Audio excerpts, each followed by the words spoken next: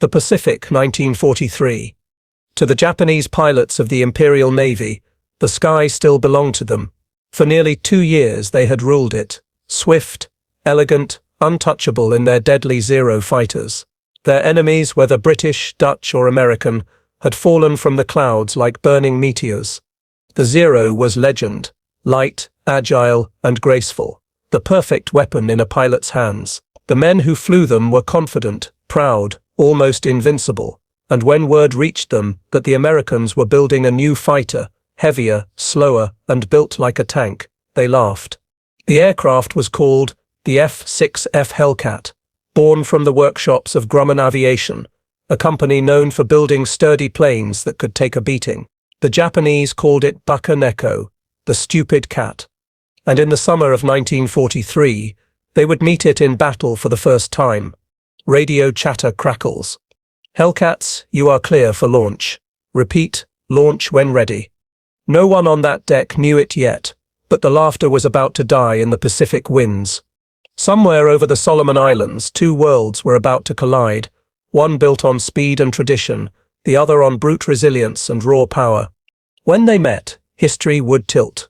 Japanese pilots laughed at the fair F6F Hellcat until it swept their Zeros from the sky. This is the story of how an underestimated machine, and the men who flew it, turned the tide of an air war that once seemed unwinnable.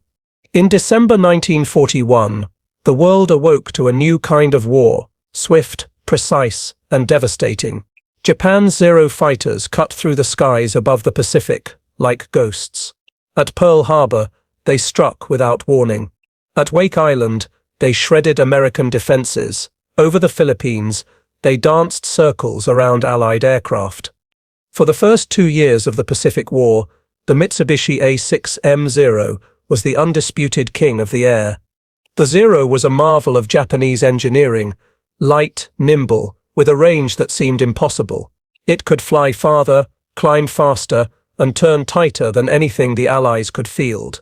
Its pilots, trained from boyhood in the art of aerial combat, were elite, disciplined, fearless, and united under the banner of the rising sun. To the men who faced them, the Zero was a phantom. Dogfights became massacres. American Wildcats, Buffaloes, and P-40 simply couldn't match it. The numbers told a grim truth. For every Japanese plane downed, 4 or 5 Allied fighters burned in return. The US Navy was desperate. Factories were producing planes faster than ever, but no amount of steel could fix a flawed design. The Wildcat, sturdy as it was, felt like a relic in a war that demanded something new, something that could challenge the Zero's grace and survive its fury. So the call went out. Grumman Aircraft Engineering, a modest company on Long Island, received an urgent order. Build us a fighter that can beat the Zero. It wasn't just an assignment. It was a national prayer. They worked day and night, led by Leroy Grumman, a naval aviator turned engineer. The team studied every scrap of intelligence on the Zero. They discovered its secret: light armor, no self-sealing fuel tanks, and pilots trained for offense, not endurance. Grumman's answer was brutal in its simplicity. Don't outdance the Zero, outlast it. Build a plane that could take hits, keep flying, and strike back harder. They called it the F6F prototype. It was larger, heavier, and slower than the Zero, and at first it wasn't fast enough. Test pilots cursed its sluggish climb and bulky engine. It needed more power, much more. That power would soon come from a monster, the Pratt & Whitney R2800 Double Wasp, an 18-cylinder, 2,000 horsepower engine that would turn the Hellcat from a lumbering brawler into a sky predator. In the hangars of Grumman steel met faith. The engineers knew, if they failed, thousands of young pilots would die. They didn't just build a plane. They built a promise. The Zero ruled the skies of 1942, but in the shadows of Long Island's factories, its downfall was already being forged. Before machines clash, it is men who carry their fate. Each aircraft, whether Zero or Hellcat, was more than metal and rivets. It was a reflection of the men who flew them, their beliefs, their fears, and their nation's souls. For the Japanese pilots, war in the Pacific was not merely duty, It was destiny. They had grown up under an empire that preached the divinity of the emperor and the sacred honor of sacrifice. To die in battle, to fall blazing into the sea for Japan, was to become immortal. Many of these men had trained for years before the war. They were masters of aerial combat, precise, patient, deadly. In their sleek Zeros, they saw not machines of war, but extensions of their own spirit. Insert dramatized excerpt from a real Japanese pilot ship's memoir, 1943. When I take off, I am no longer human. I am the wind. I am Japan itself. But behind that pride was exhaustion. By 1943, Japan's veteran aces were dying faster than they could be replaced. Their flight schools turned boys into pilots in a matter of weeks. The empire was still strong, but cracks had begun to show. Across the ocean, on the decks of ships like the USS Essex, young American pilots were waiting for their turn. Most were barely out of college. They had seen friends die at Midway and Coral Sea. They trained endlessly, takeoffs, landings, gunnery, repeating every maneuver until exhaustion dulled the fear. Cut to dramatized dialogue, pilot log, June 1943. We still heard about the Zero.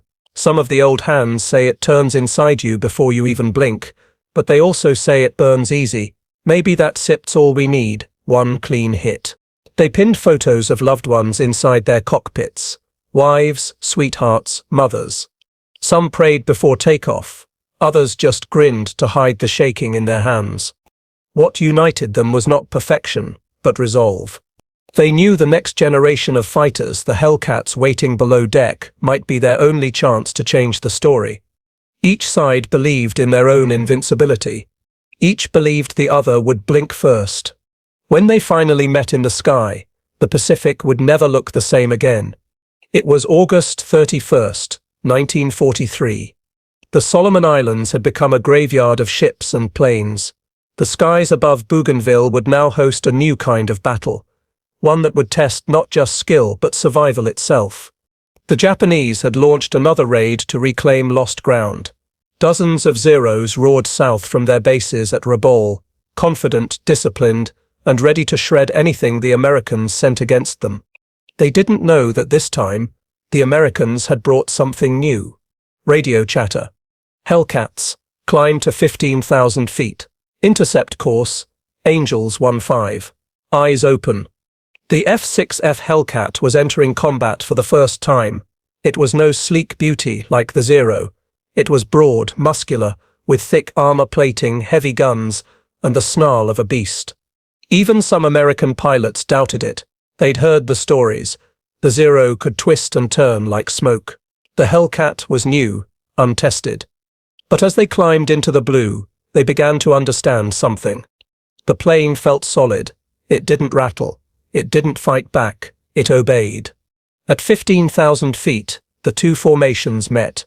Zeros spotted the Americans and dived, a classic attack from above. The first Hellcat pilot, Lieutenant Richard Loesch, saw tracers flash past his canopy. He rolled hard right, the Zero followed. Then, instead of trying to turn tighter, Loesch did the unexpected. He dove. The Hellcat's weight worked for him. Gravity turned the dive into a rocket fall. The Zero tried to follow, but its lightweight frame began to shake and peel under the strain.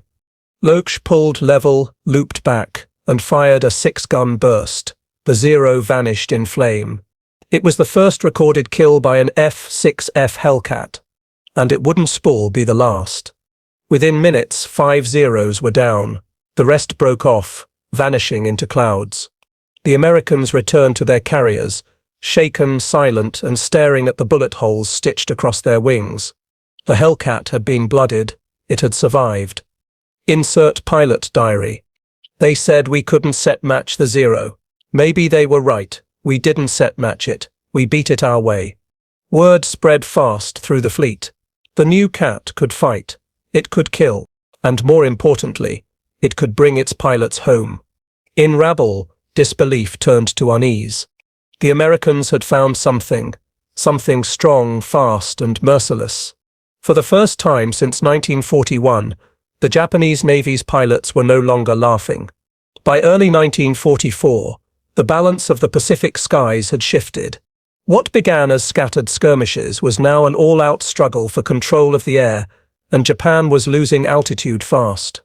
The once feared Zero, light, elegant, almost mythical, was meeting an enemy it could not easily destroy. The Hellcat. The Imperial Navy's veteran pilots, the men who had carried Japan's early victories, were gone. Most had been lost over the Coral Sea, Midway, and Guadalcanal. In their place came boys barely out of flight school, trained in months instead of years. They could fly, but they could not survive long enough to learn. Insert excerpt, Japanese Training Officer Seba's Report, 1944. We no longer train to win, we train to die honorably. Fuel was running low. Factories were bombed. Replacement engines were scarce. Each new Zero rolled off the line lighter, weaker, its armor thinned, its guns fewer. Meanwhile, across the ocean, the Americans had mastered mass production. Grumman-Sepp's assembly lines roared day and night. Hellcats rolled out by the hundreds each month, each one tougher, faster, and armed with 6.50 caliber machine guns that could tear a Zero apart in seconds. The Hellcat's pilots, once uncertain, were now predators. They called it the Ace Maker, because it made heroes of ordinary men. In the skies over Truk Lagoon, one Hellcat squadron shot down more than 60 Japanese planes in a single day. In another engagement, the Battle of the Philippine Sea, June 1944, the slaughter would be so complete, American pilots would later call it the Great Marianas Turkey Shoot. Radio chatter. Bandits incoming. 200 bogies. Hellcats. Intercept. Intercept. The sky over the Marianas became a living storm of fire. Zeros dove, turned, climbed, their pilots fighting desperately against faster, heavier enemies. But the Hellcats tore through them. Their armor soaked up bullets. Their engines didn't quit. Their guns spat thunder. When the smoke cleared, Japan had lost over 300 aircraft in a single day. The Americans, fewer than 30. It was more than defeat. It was extinction. The airmen who had once ruled the Pacific were vanishing, their skill, their spirit, their very legend burning away with each lost wing. And yet they kept flying. Because to stop was to dishonor everything they'd been taught to die for. Insert dramatized Japanese pilot letter fictionalized from historical accounts. If I return, my family will not look at me. If I die, perhaps the gods will. Japan still had warriors, but the skies that once carried their glory now carried their ashes. June 19th, 1944, the Philippine Sea. What began as another Japanese offensive quickly became a massacre. This was the day the world learned what the Hellcat could truly do. Admiral Gisaburo Ozawa commanded Japan's last great carrier force, over 400 aircraft poised for one desperate strike to halt the American advance toward Saipan. But waiting for them was Admiral Raymond Spruance's Task Force 58, defended by nearly 500 Hellcats spread across 15 U.S. carriers. The sky above the Philippine Sea was about to become the largest aerial battlefield in naval history. Radio chatter. Incoming raid detected, range 150 miles. All fighters scramble, launch all Hellcats.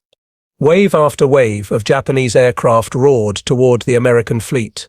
Zeros, Judys, Vals, more than 350 planes in the first strike. But the US radar, now refined and deadly efficient, saw them coming long before they reached the fleet.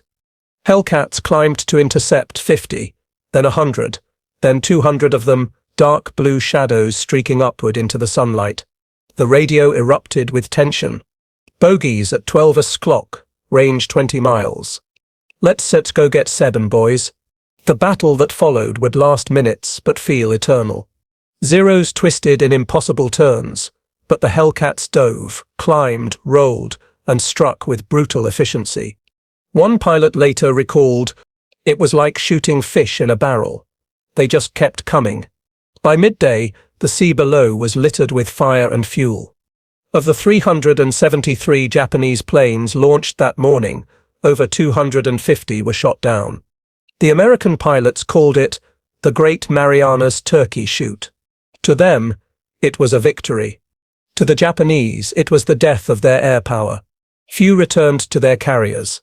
Many were green recruits who had never even landed on a carrier before. Their planes were gone, their aces dead, their empire's wings broken. That night, as the fires burned across the sea, Admiral Ozawa sent one final haunting message to Tokyo: "We have lost the air." And in that moment, the Hellcat became more than a machine. It was a symbol of learning, adaptation, and endurance. A weapon forged in desperation. Now the guardian of the Pacific. The tide had turned. Japan would never regain the skies again. After the Battle of the Philippine Sea, the Japanese air arm was shattered, but the war was far from over. Now came the phase the US Navy had trained for since Pearl Harbor, the island-hopping campaign that would bring them to Japan's doorstep. And leading the charge through each invasion, each bombardment, each desperate island defense, was the F6F Hellcat. The Hellcat's strength wasn't just its speed or firepower, it was reliability. A plane that could fly hundreds of miles from a carrier, fight, take damage, and still limp home. Its pilots began to trust it like a living companion. In a war where one mistake meant death, trust was everything. Insert pilot recollection. You could feel the Hellcat wanting to bring you home. She said, take a beating. Holes in the wings, oil leaking, but she always brought you back to the deck. Between 1943 and 1945, the Hellcat would fight in nearly every major Pacific operation, from Tarawa and Kwajalein to Saipan, the Philippines, and Okinawa. It destroyed more than 5,000 Japanese aircraft, an astounding 19-to-1 kill ratio.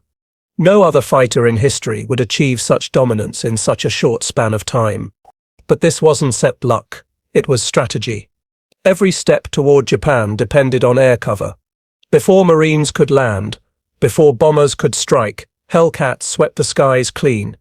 They hunted enemy fighters, shredded transport planes, and strafed airfields until resistance was gone.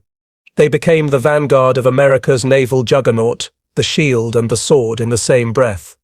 Cut to carrier operations, endless rhythm of takeoffs and landings, night patrols, deck crews sleeping beside their planes. The Navy had perfected a machine of men and metal. Pilots, radar operators, flight deck crews and engineers, all synchronized in a deadly ballet of precision. For every zero that tried to rise, a Hellcat was already waiting. Insert radio dialogue. Control, this is Blue Leader. Target sighted, 4 bogies northbound. Roger that, Blue Leader. Let's finish it. By 1945, Japan's once glorious air wings had been reduced to desperate last stands, and soon to suicide missions. The kamikaze attacks were born not from confidence, but from hopelessness. Even then, the Hellcat stood as the first line of defense, intercepting suicide planes before they reached the fleet, saving countless lives below. Each interception was a life saved, but also a haunting reminder that the enemy no longer fought for victory, only for death. The Hellcat had done more than change a battle. It had changed the rhythm of the war itself, a relentless machine of endurance, courage, and grim necessity. From the ashes of defeat at Pearl Harbor to the roaring skies above Okinawa, it was the Hellcat that paved the road to Tokyo. By mid-1945, the war in the Pacific had entered its final chapter. Japan's fleet was shattered, its air force decimated. The few remaining Zeros clung to the sky like ghosts, relics of a fading empire. But the Hellcats were no longer new. They were battle-hardened predators, flown by pilots who had faced every threat the Pacific could muster. Every maneuver, every dive, every burst of .50 caliber fire had been honed in a crucible of survival. The final reversal had begun, not with strategy but with inevitability. At Okinawa, the Japanese launched their last organized aerial assaults. Hundreds of aircraft, fueled by desperation and honor, rushed toward the fleet, intent on destruction. But the Hellcats were waiting. For every Zero that dived, 2 Hellcats rose to intercept. For every bomber, a formation of wildcats, now veterans, now killers, tore into the attack with precision and cold efficiency. They came like a storm, screaming over the horizon. We met them with everything we had. The sky became a graveyard, and somehow we lived to tell the tale. By nightfall, the Japanese had lost hundreds more planes, their pilots slain or trapped over the sea. The few that survived returned to scorched, abandoned airfields. The Pacific belonged to the Americans. The once feared Zeros, symbols of invincibility, had been swept from the sky by a machine born of necessity, a plane that refused to die. It was more than a victory of metal over flesh. It was the triumph of endurance, adaptation, and courage. The hunters had ruled the sky, and the cost had been immense. Thousands of men, American and Japanese alike, had died in pursuit of control over a blue expanse stretching farther than the eye could see. And yet, in the silence after the engines stopped, a new truth became clear. The Hellcat didn't just fight the Zeros. It fought fear, doubt, and the limits of human endurance. And it won. The skies over the Pacific had been won. The Zeros that once ruled with grace and terror were gone. But victory was never without a price. For the Americans, thousands of pilots had been trained, tested, and hardened by fire. Many never returned to the carriers, their courage sealed in the blue Pacific. The Hellcat had kept its pilots alive more often than any other fighter, but it could not shield them from the inevitability of war. For the Japanese, the toll was even greater. Veteran aces, the pride of the Imperial Navy, were gone. Replacements, barely trained, had flown into a storm they could not survive. Their devotion, their honor, their dreams of glory, all extinguished in the sky over Saipan, the Marianas, and Okinawa. We were trained to be invincible, yet every day our wings fell from the sky. The war in the air had changed the Pacific forever. The Hellcat had not only dominated enemy aircraft, it had reshaped strategy, giving American forces the freedom to strike, advance, and ultimately bring the war closer to Japan's doorstep. But history is more than machines and victories. It is the men, the engineers who dared to defy expectations, the pilots who faced death hundreds of times, the young recruits who gave their last flight for a cause far larger than themselves. The Pacific skies would be remembered not just for battles, but for bravery. Every Hellcat that returned carried the lives of its crew and the weight of those who had fallen beside it. Victory had been won, but peace would demand remembrance. And in remembering, we honor the courage, the sacrifice, and the human side of a war fought in clouds and fire. The F6F Hellcat was more than a machine. It was a turning point in history, a guardian of lives, and a symbol of what ingenuity and perseverance could achieve. From the ashes of early defeats, Americans had built a fighter that could endure, survive, and dominate. From the shattered dreams of the Japanese pilots, we see courage, even in the face of impossible odds, even knowing the likely cost. The legacy of the Hellcat is not just measured in planes shot down or battles won. It is in the human stories, the engineers who worked tirelessly in Long Island factories, the pilots who climbed into steel coffins and faced the skies with fear and resolve, and the men on both sides who taught us that bravery often comes at the steepest price. History's echoes remind us that innovation, courage, and perseverance can alter the course of events, but also that every victory carries human cost. The Pacific War was won by machines, yes, but by the people who flew them, fixed them, and believed in them. So when we look back at the skies over the Pacific, remember both the roar of the engines and the heartbeat of those who flew them. Remember the laughter that turned to fear, and the courage that carried men home. And remember that every story from history is a lesson in humanity, of hope, sacrifice, and resilience. If this story moved you, like, comment, and subscribe for more echoes of history.